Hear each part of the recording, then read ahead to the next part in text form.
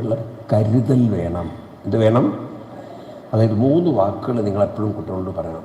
കഴിവ് വേണം, കരുത്ത് വേണം, കരുതൽ വേണം. ഇതൊക്കെയാണ്.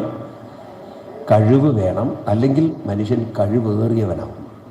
കഴിവേറിക്കഴിഞ്ഞാൽ ആ ഭാഷ എന്താ പറയുക? കഴിവേറിക്കഴിഞ്ഞാൽ അവരെന്താ വിളിക്കുക? നല്ല വാക്കാണോ അത്? മനസ്സിലായില്ലേ നിങ്ങൾക്ക്? ഈ കഴിവേറിക്കഴിഞ്ഞാൽ,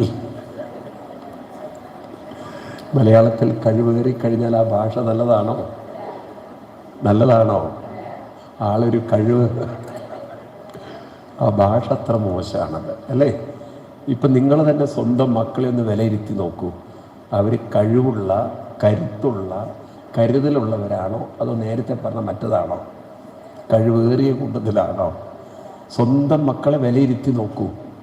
നിങ്ങൾക്ക് എന്താ തോന്നിയിട്ടുള്ളത്? കഴിവുള്ളവരാണോ? കരുത്തുള്ളവരാണോ? സ്വന്തം വീട്ടിലേക്ക് നോക്കുക, എൻ്റെ മുഖത്തേക്കല്ല നോക്കേണ്ടത്. ഉൾക്കണ്ണുകൊണ്ട് നോക്കുക. സ്വന്തം വീട്ടിലുള്ള മക്കളെ ഒന്ന് നോക്കുക. കഴിവുള്ളവരാണോ? കരുത്തുള്ളവരാണോ? കരുതലുള്ളവരാണോ?